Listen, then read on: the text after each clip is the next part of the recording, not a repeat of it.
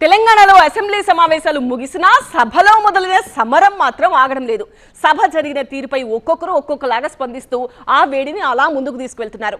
బహుబాగుందని అధికార పక్షం అంటుంటే అంతా డొల్లే అంటున్నాయి ప్రతిపక్షాలు. ఇంతకీ సెషన్ రౌండప్ పై ఎవరేమన్నారు?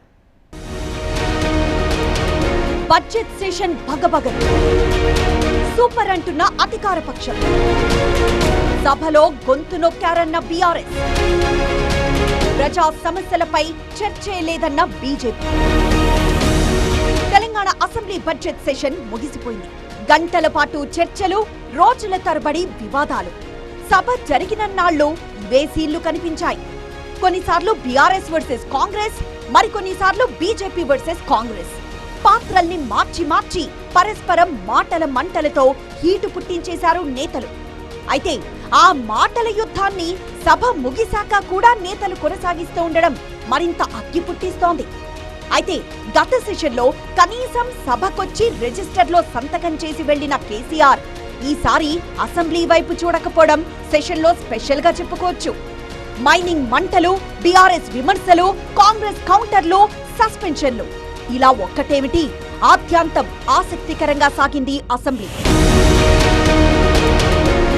బడ్జెట్ సెషన్ లో ప్రజాపక్షంగా మాట్లాడిన ప్రతిపక్షం గొంతును నొక్కేందుకే అధికార పక్షం ప్రియారిటీ ఇచ్చిందని ఆరోపించారు బీఆర్ఎస్ ఎల్పీ ఉపనేత హరీష్ రావు.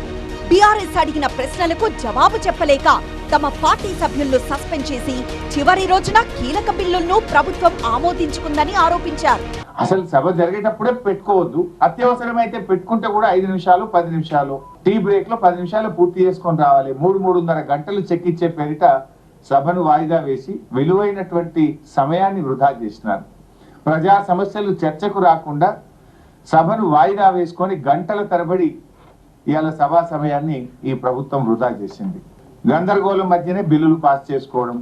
ప్రధానమైన ప్రతిపక్షం బీఆర్ఎస్ పార్టీని 2 రోజులు సస్పెండ్ చేసి అనేక బిల్లులు, అనేక పద్దులను కూడా గెలటిన్ చేసి చర్చ లేకుండా పాస్ చేసుకున్నారు. కావాలనే ప్రధానమైనటువంటి ఇరిగేషన్ 2వ రోజు ఉంటే దాన్ని చివరి రోజు పెట్టి మమ్మల్ని సస్పెండ్ చేసి చర్చకు రాకుండా బిల్లు పాస్ చేసుకునే ప్రయత్నం చేసినారు.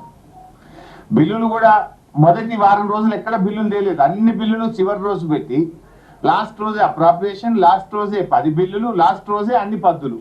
అయితే బడ్జెట్ సెషన్ ను బహుబాగుగా నిర్వహించామంటోంది అధికార పార్టీ కాంగ్రెస్.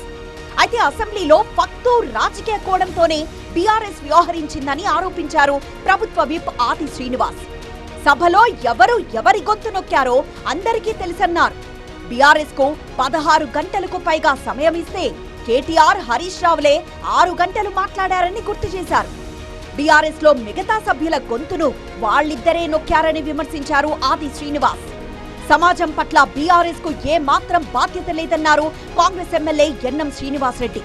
కీలక బిల్లులపై చర్చకు రాకుండా బీఆర్ఎస్ సభ్యులు పారిపోయారంటూ ఎద్దేవా చేశారు.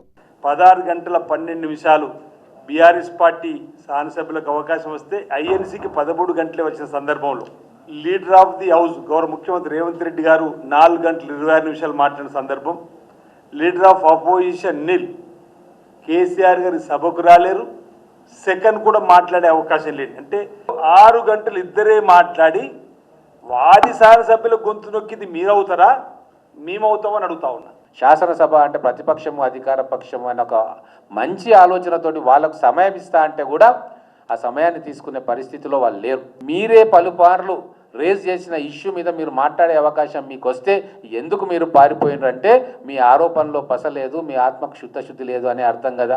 బడ్జెట్ సమావేశాల నిర్వహణ తీరుపై బీజేపీ ముచ్చట మరోలా ఉంది. అసలు సభలో ప్రజా సమస్యలపై చర్చకు ప్రభుత్వం అవకాశమే ఇవ్వలేదన్నారు బీజేపీ నేత మహేశ్వర్ రెడ్డి.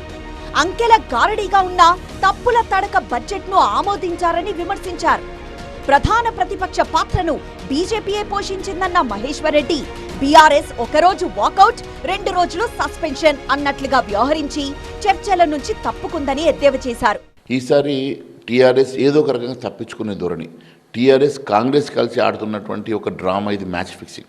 ఏ చర్చలో పాల్గొనకుండా మొన్న 2 రోజులు పట్టుబడడం, 2 రోజులు సస్పెండ్ అవ్వడం, అంతకుముందు కూడా 1 రోజు బైకాట్ చేసి వాకౌట్ చేయడం, ఇవంతా చూస్తూ ఉంటే వారు సమస్యల మీద మాట్లాడాలన్న చిత్తశుద్ధి లేకపోవడం, లేక వారు చేసిన తప్పిదాలు ఎక్కడ కాంగ్రెస్ బయటపెడుతుందోనో లేకుంటే వారిద్దరి మధ్యలో జరిగినటువంటి మ్యాచ్ ఫిక్సింగో కానీ కాంగ్రెస్ టీఆర్ఎస్ కలిసి ఈసారి ఒక నాటకం ఆడితే ఈరోజు రెండు పార్టీలను ఎండగట్టినటువంటి ఏకైక పార్టీ భారతీయ జనతా పార్టీ. మొత్తానికి అసెంబ్లీ నిర్వహణపై ఎవరి వెర్షన్ వారిదే అన్నట్లుగా ఉంది. దాదాపు 10 రోజులు కొనసాగిన సభలో 82 గంటల 47 నిమిషాల పాటు 125 మంది సభ్యులు మాట్లాడారు. అందులో పరస్పరం చణుక్కులు, చమక్కులు, చురుక్కులు చాలానే ఉన్నాయి. మళ్లీ సెషన్ వచ్చేదాకా జనాలకు అవే తీపి జ్ఞాపకాలన్నమాట.